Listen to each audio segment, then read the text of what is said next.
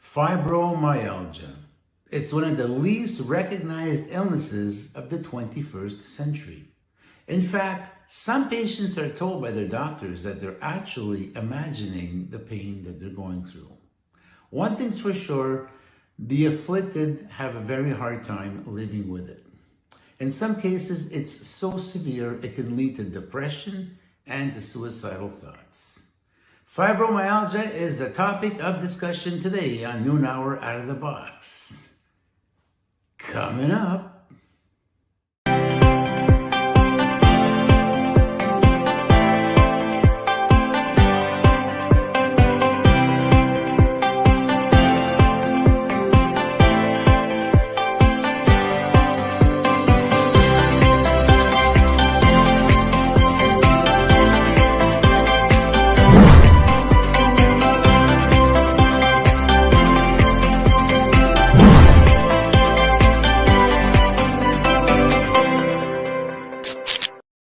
Welcome to Noon Hour Out of the Box, episode 19. Thank you so much for joining us. Your love and support means the world to the two of us. A huge thank you to Jenny DeHame, who makes all this happen, and to my incredible co-host, the man, the legend, Mr. Robert D'Alessio. Esther Brzezinski, my wonderful co-host. What a pleasure it is to be here with you today and with our audience. And man, oh man, we got some really exciting news lately. Yes.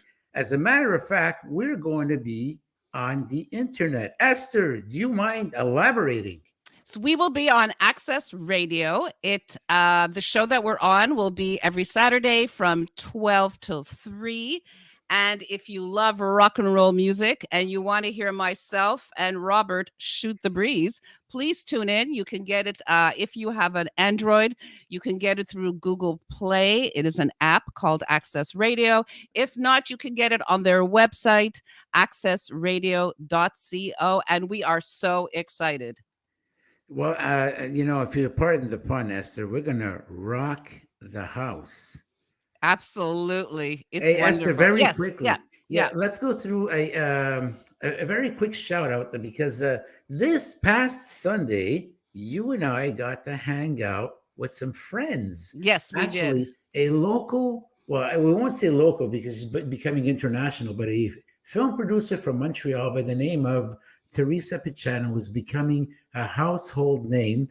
We got to hang out on her movie set this past Sunday, and it was a lot of fun.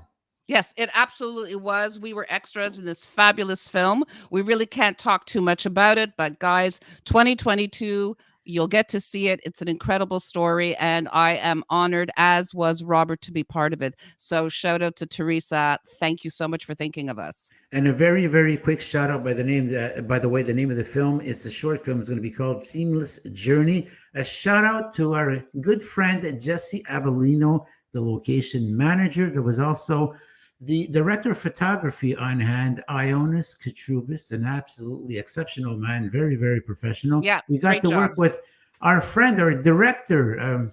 His name slips my mind. What's his name again? Elio Costello. There you go. Right. Yes. Putting two heads together. There you go. That's what you get. Better than none. Absolutely. And I also want to give a shout out to our sponsors, P-Meal. Oh my goodness, I'm so sorry. Eats Meal Prep. Sorry, guys. Yes, you order by Sunday, you get your meals by Tuesday. And guys, if you mention Noon Hour Out of the Box, you will get a 20% discount on your first order. You can find them on Instagram under p.eats_preps. They are amazing. I recently had their peanut butter chicken and it was to die for. So highly, highly recommend. Yes, that's some of their detox drinks.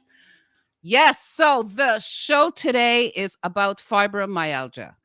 Now, I myself have had some personal experience with the syndrome in that back in the 80s, I started to experience pain all over my body.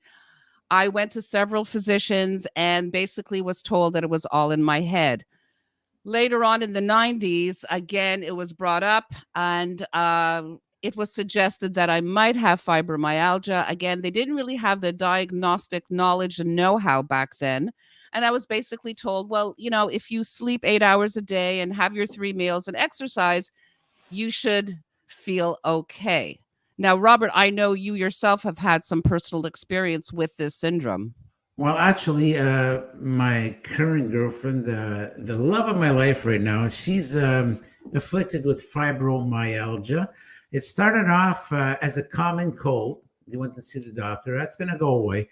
And what happened is that it dragged on and dragged on. After 2, 3 months, she went back, and the doctor started getting some doubts. So he started touching some of those tender points. Yeah, I have Is them that right here, There's actually. actually 18 of Yes. them. That's right. And she qualified for 15 of them.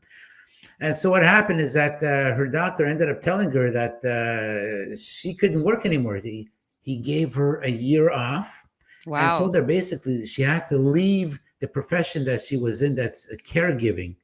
And she goes, I'm not going to have any of that. So she made good do. She made it so that the doctor gave her the appropriate medication, which is called Lyrica. And that's what she's taking right now. And she's able to function. Determination is, the key to the whole thing. It's been a little bit difficult going to gyms and working out and all that, but she's very, very active, and makes the best of life. And she doesn't let this illness take away her what's the right word? Her liberty, her freedom. Yes. So Yeah. she's highly functional with fibromyalgia, but there's other cases as well. Yes, they run the spectrum of being mild to severe. So let's find out exactly what fibromyalgia is for our viewers out there who may not be that familiar with it. So, fibromyalgia is a disorder characterized by widespread musculoskeletal pain accompanied by fatigue, sleep, memory, and mood issues. Researchers believe that fibromyalgia amplifies painful sensations by affecting the way your brain and spinal cord process painful and non painful signals. So it is not a disease, it is a disorder, it is a syndrome. And that's important to understand because it also makes it hard to diagnose. Now, there's some generalized symptoms that one can have that may give you the possibility that you might be suffering from this syndrome. And I'm going to show you some of the common symptoms. So, number one, widespread pain. The pain associated with fibromyalgia often is described as a constant dull ache that has lasted for at least 3 months. To be considered widespread, the pain must occur on both, not just one side, but both sides of your body, above and below the waist. That's important to understand. In addition, fatigue. People with fibromyalgia often awaken tired, even though they report sleeping for long periods of time. Sleep is often disrupted by pain, and many patients with fibromyalgia have other sleep disorders, such as restless leg syndrome and sleep apnea. And the third most common is cognitive difficulties, a symptom commonly referred to as fibro fog. And this impairs the ability to focus, pay attention, and concentrate on mental tasks. Now, it sounds very like generalized and almost kind of wishy-washy, and it is, in fact, fairly difficult to diagnose. So you were telling me about your partner that she, in fact, was assessed, and because she had 15 of the 18 tender points, that was how the doctor was able to determine that in fact was what she was suffering with. And that's what they do. And even back in the 90s, they started to understand, hey, welcome guys, they started to understand the understanding that it was indeed bilateral, and indeed it was all over, and there were these areas of the body that if you press, because I have probably about 10 of them from back in the 90s, I was told, of those tender points, and it's like over here and over here, and they indeed, even now if I touch them, they're quite sore. So it comes with coexisting conditions often, so I'm going to show you that as well. So fibromyalgia often coexists with other conditions such as irritable bowel syndrome, chronic fatigue syndrome, migraines, and other types of headaches. temporal mandibular joint disorders, anxiety, depression, and many other diseases that are similar in nature. So you were telling me that you actually knew someone else who had this syndrome and that they had it in a severe way. Could you tell us a bit about it? Yes, I experienced this. This is a person that was dear to me back in the time. I don't have any more contact with the person, but um, wow, I never saw anything like this. This person, I won't even name the gender. I don't want to get into any trouble over here. We're going to respect people's privacy. She was actually, well, there I just blew it. She was going through a very very hard time in the sense that she can go on and sleep for 3 days. And she was Wow. totally unable to function. You would have to help her take a bath, just get her up and walk. And some of the time, some of the occurrences, she actually had her right side. She was hit with temporary paralysis, which would last like a few hours. So that's very, very, very. That's a severe case of fibromyalgia. I know that she was hit with a sleep disorder. And also, it entailed sleepwalking, believe it or not. My goodness. I'm not really sure if that's associated, but somehow, apparently it is. So I didn't get any confirmation with that. And it was just like heartbreaking seeing this person going through her daily life. Um, and apparently, there is no cure for this. So what you have to do is learn to live with it. You have to be active. We have a few tips over here that we can show you and Yes, we how you do. can make your life better. So the first tip over here would be is like eliminate the stress, because stress may trigger fibromyalgia symptoms. Minimizing stress can improve your quality of life. Absolutely. Also, our second tip we have over here is regular low intensity exercise, such as walking or warm water exercise, is one of the best treatments for fibromyalgia. Soaking in a warm bath or hot tub can relax tense muscles, reduce pain, and help you move more easily. Caffeine may compound stress both physically and psychologically. It stimulates the heart and central nervous system and can increase nervousness, anxiety, and insomnia. So you want to stay away from caffeine. That's what it's basically saying. Fibromyalgia can pose unique health challenges and make life complicated. So make time for yourself every day as part of your treatment.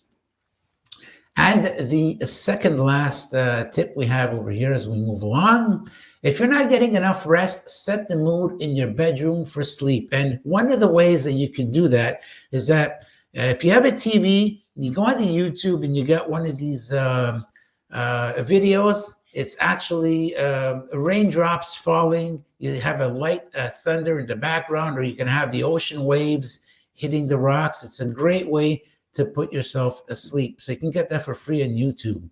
You can fall asleep with that. And, I use that to fall asleep, so I just gave it away. Keeping track of events, activities, symptoms, and mood changes can help you take charge of fibromyalgia. Well, there you have it. Those Yeah. are some tips that can improve your life. Yeah, they're all fantastic tips. I especially highly recommend keeping the journal. I know myself as a migraine sufferer, I did that the first few years, and it really helped me understand what my triggers were. So that was very important. And also seeking support. So That's important as well. Having someone to speak to, perhaps find a support group. And when you are going for your diagnosis, do your due diligence, know about the disorder, and find a doctor who understands what it is. yeah, because there's nothing worse going to see a doctor or a professional or a caregiver, call the person whatever you want, and being bashed with negativity. It's in your mind, it's in your thoughts, and all that. It's something you're creating. That is absolutely frustrating and insulting at the same time. And a lot of times, you get a lot of these employers who just like it's a field day for them because you can't prove. There's nothing that you can show like a picture or whatever fibromyalgia. It's a symptom that's within. If there's anything that can convince them somehow, because let's face it, some people do abuse the system, But if there's some way you can convince them, is the side effects they have with that, like lack of sleep, lack of concentration. Then you get these dark thoughts in your mind. I don't want to go there. Um, so what happens is it's kind of hard being able to leave work. So it's not very easy. It's very challenging. Absolutely. And there are actually some risk factors for fibromyalgia, and they include rather your gender. So fibromyalgia is diagnosed more often in women than in men. So that's interesting. And I think that's a misconception. I think there are men who suffer from it, but because the medical profession believe it's more a female syndrome, that men may be overlooked. So that is something to keep in mind. Family history. You may be more likely to develop fibromyalgia if a parent or sibling also has the condition. So that makes a lot of sense, that it's a genetic factor as well. And other disorders, for instance, if you have osteoarthritis, rheumatoid arthritis, or lupus, you may be more likely to develop fibromyalgia. Wow. And Esther, we're running out of time here, unfortunately. But if we can just go a little bit into your little personal life, if you don't mind, can you tell us what exactly are the biggest challenges that you face in your everyday life with your, call it a mild case of fibromyalgia, whatever it is? What are the challenges that you face that are challenging? So I basically, if I don't get enough sleep, I will hurt. My body will hurt. So I definitely have to make sure that I get those 8 hours of sleep. If I don't exercise, like I said earlier, and quite honestly, in the last 18 months, I've barely exercised. I used to go to the gym 3 times a week because I wanted to prevent that full body bilateral aches and pains that I would get. So I am experiencing it more as of late because of that. So I do have to get back to that. And actually eating 3 meals a day, not missing a meal. So I really try to take good care of myself. There are times of the year that are difficult if it's damp, change of season, and I often get them. So I have comorbidity where I also have migraines and irritable bowel syndrome. So, and that's very common as well. So sometimes I think, oh, I'm having a migraine. Oh, but my body hurts.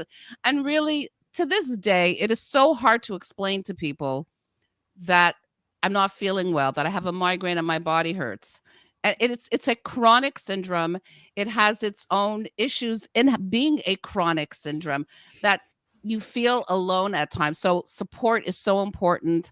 That's why I talk about, if there is a support group or if you know people who suffer like you do, it's important to keep that connection. There are support groups on Facebook. There are several groups on Facebook. Join them, talk with other people. You're not alone. You're not crazy. Seriously, the 80s and 90s, I was told that a few times, not crazy, but that it was in my head. So I really, really recommend all that support and, self-care. Take care of yourself and you will be able to cope. Well, Esther, I'm going to be asking you to be doing just that. Take care of yourself. You know why? You know why I'm Why? telling you that? Oh no. Yeah, it's that time once again. It's that awful time. It's time to say goodbye. And it's time to thank each and every one of the audience members who have tuned in. Thank you so much for being part of our show. And our show will be rebroadcasting right after we sign out. You can watch our show on my personal Facebook page. You can go on the Esther's Breeze YouTube channel and also on the Bobby Short Shorts YouTube channel. Once again, everybody, thank you so much. Thank you, Esther, for being there. And thank you, Robert. I'd also want to mention that there will be a Jenny's Fun Facts about fibromyalgia. It'll be a lot about testimonials of people that we know and viewers who have kindly given their testimonials of their experience with fibromyalgia. And that should be up in the next day or so. And you'll find it on Noon Hour Out of the Box Facebook page. And don't forget, final mention, we are now on Access Internet Radio, so you can go on and listen to our show, listen to some great music. Guys, it's really time to go. We thank you to P Eats for sponsoring our show. Thank you and see you next time. Bye for now. Ciao.